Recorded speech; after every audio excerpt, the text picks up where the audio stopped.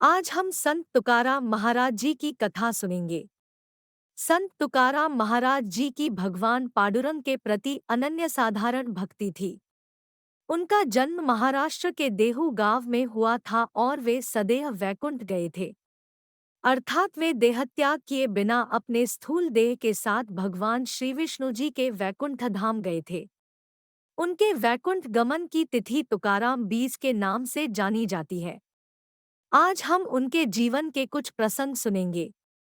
संत तुकाराम महाराज जी का परंपरा से सावकारी का व्यवसाय था। एक बार उनके गांव में सूखा पड़ गया था। तब लोगों की दीन स्थिति देखकर उन्होंने अपने घर का सारा धन गांव के लोगों में बांट दिया। कर्ज के बदले में लिए गए लोगों की भूमि के कागज उनके पास थे, वो उन्होंने इंद्रायणी नदी में बहा दिए और लोगों को कर्ज से मुक्त किया। लोगों में धन बांटने के बाद वे विरक्त हो गए।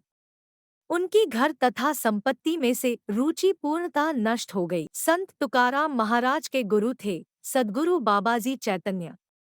एक दिन उन्होंने तुकाराम महाराज जी को स्वप्न में दृष्टांत देकर गुरुमंत्र दिया। पांडुरंग के प्रति असीम भक्ति के कारण उनकी वृत्ति विट्ठल चरणों में स्थिर होने लगी।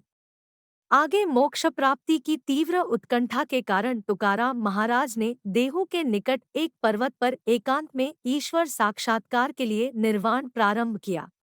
वहां 15 दिन एकाग्रता से अखंड नामजप करने पर उन्हें दिव्य अनुभव प्राप्त हुआ। बाद में उन्हें भजन और अभंग स्फुरने लगे। उनका एक बालमित्र उनके बताए प्रवचन अभंग लिखकर रखता था। तुकाराम महाराज जी अपने अभंगों से समाज को वेदों का अर्थ सामान्य भाषा में सिखाते थे। यह बात बाजू के वाघोली गांव में रामेश्वर भट्ट नामक एक व्यक्ति को चूम रही थी। तुकाराम महाराज जी की बढ़ती प्रसिद्धि से वह क्रोधित था, इसलिए उसने संत तुकाराम जी के अभंग की गाथा इंद्रायणी नदी में डुबो दी। इससे तुकाराम महाराज जी को अत्यंत दुख हुआ। उन्होंने भगवान विट्ठल को अपनी स्थिति बताई। अपने बालमित्र से कहा, यह तो प्रभु की इच्छा होगी। ऐसे 12 दिन बीत गए। 13वें दिन गाथा नदी के पानी से ऊपर आकर तैरने लगी। यह देख रामेश्वर शास्त्री को अपने कृत्य का पश्चाताप हुआ और वे संत तुकाराम महाराज जी के शिष्य बन गए।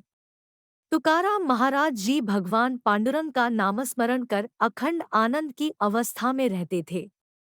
उन्हें किसी वस्तु की कोई अभिलाषा नहीं थी, एक केवल लोगों के कल्याण के लिए ही वे जीवित थे। स्वयं भगवान श्री विष्णु का वाहन उन्हें वैकुंठ ले जाने के लिए आया था।